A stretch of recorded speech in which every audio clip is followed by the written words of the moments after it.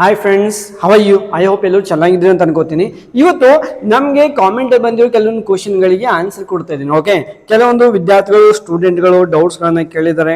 Sir, IAS ಬಗ್ಗೆ like exam ಬಗ್ಗೆ ಮುಂದೆ ಏನು ಮಾಡಬೇಕು, ಯಾವ ರೀತಿ ಅಂತ ಅದ್ರ ಬಗ್ಗೆ ಡೌಟನ್ನು ಕ್ಲಿಯರ್ ಮಾಡೋಣ. ಮೊದಲನೇ ಕ್ವಶನು, ಸರ್ ಕಾಮರ್ಸ್ ಮಾಡಿದ್ರೆ IPS ಆಗ್ಬೋದಾ? ಓಕೆ ನೋಡಿ, ಕಾಮರ್ಸ್ ಮಾಡಿದ ಮೇಲೆ ನೀವು BCom ಮಾಡ್ಕೊಳ್ಳಿ, ಡಿಗ್ರಿ ಕಂಪ್ಲೀಟ್ ಆದಮೇಲೆ ನೀವು IAS ಆಗ್ಬೋದು, ನಾಟ್ ಎನ್ ಇಶ್ಯೂ. ನೀವು ಆರ್ಟ್ಸ್ ಮಾಡಿ, BA ಮಾಡಿ ಅಥವಾ ಸೈನ್ಸ್ ಮಾಡಿ, BSc ಮಾಡ್ಕೊಳ್ಳಿ, you can do it. Okay, but totally graduation ಬೇಕೇ ಬೇಕು. ಬರೀ ಕಾಮರ್ಸ್ ಮೇಲೆ ಸಿಗಂಗಿಲ್ಲ, you have to complete graduate. Okay, ಎರಡನೇ ಕ್ವಶನ್, ಸರ್ ಆರ್ಟ್ಸ್ ಮಾಡ್ತಿದ್ದೀನಿ ಆದ್ರೆ ಬ್ಯಾಂಕ್ ನಲ್ಲಿ ವರ್ಕ್ ಮಾಡ್ಬೋದಾ? ಕೆಲಸ ಬೇಕು ಸರ್, ಏನ್ ಮಾಡಬಹುದು? ಎಸ್, ನೀವು ಆರ್ಟ್ಸ್ ಮಾಡಿದ್ರು ಕೂಡ ತುಂಬಾ ಅಪರ್ಚುನಿಟಿಗಳು ನಿಮಗೆ ಸಿಗುತ್ತೆ, ಜಾಬ್ಗಳು. ಓಕೆ, ನೆನ್ಪಿಟ್ಕೊಳ್ಳಿ, ನೀವು ಆರ್ಟ್ಸ್ ಮಾಡಿದ ಮೇಲೆ ಬ್ಯಾಂಕಲ್ಲಿ ಸಿಗಲ್ಲ ಅಂತ ಅನ್ಕೋಬೇಡಿ. ಕೆಲವೊಂದು ಪರ್ಟಿಕ್ಯುಲರ್ ಕೋರ್ಸ್ಗಳನ್ನ ಮಾಡ್ಕೊಳ್ಳಿ. ಆರ್ಟ್ಸ್ ಮಾಡಿದ ಮೇಲೆ BA ಮಾಡಿದ ಮೇಲೆ ಕೂಡ ನಿಮಗೆ ಬ್ಯಾಂಕ್ನಲ್ಲಿ ಕೆಲಸ ಸಿಗುತ್ತೆ. ಲೈಕ್ ಬ್ಯಾಕ್ಗ್ರೌಂಡ್ ಟೀಮ್ ಒಳಗಡೆ ಕೆಲಸ ತುಂಬ ಇರುತ್ತೆ. ಹಾಗಾಗಿ ನಿಮಗೆ ಅಕೌಂಟೆಂಟೇ ಕೆಲಸ ಕೊಡ್ತಾರೆ ಅಂತಿಲ್ಲ, ಡಿಫ್ರೆಂಟ್ ಜಾಬ್ಸ್ ಇವೆ, ಅಪ್ಲೈ ಮಾಡ್ಬೋದು, ಸಿಗುತ್ತೆ, not an issue. Next question, sir diploma ಮಾಡಿ UPSC ಎಕ್ಸಾಮ್ ಬರೀಬಹುದಾ? ನೋ, ಡಿಪ್ಲೊಮಾ ಮಾಡಿದ್ರೆ you are not eligible. Diploma ಮಾಡಿ ಬರೆಯಕ್ ಆಗಂಗಿಲ್ಲ. So you need graduation, compulsory degree ಬೇಕು. ಓಕೆ, PUC ಪ್ಲಸ್ ಡಿಗ್ರಿ ನಿಮ್ಗೆ ಕಂಪಲ್ಸರಿ ಬೇಕೇ ಬೇಕು.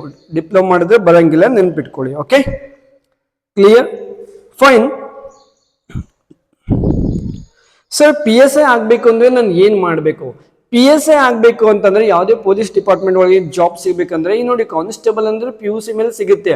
PSI ಬೇಕಂದ್ರೆ ಮಿನಿಮಮ್ ನೀವು ಗ್ರಾಜ್ಯುಯೇಷನ್ ಕಂಪ್ಲೀಟ್ ಮಾಡಲೇಬೇಕು. ಆ ನಂತರ ಎಕ್ಸಾಮ್ಸ್ ಇರುತ್ತೆ. ಓಕೆ, ನೀವು ಫಿಸಿಕಲಿ ಟೆಸ್ಟ್ ತಗೊಂತಾರೆ, ಹೈಟು, ವೇಟು, ಫಿಸಿಕಲಿ ಏಜು ಎಲ್ಲ ಒಂದು ರೂಲ್ಸ್ ರೆಗ್ಯುಲೇಷನ್ಸ್ ಇವೆ.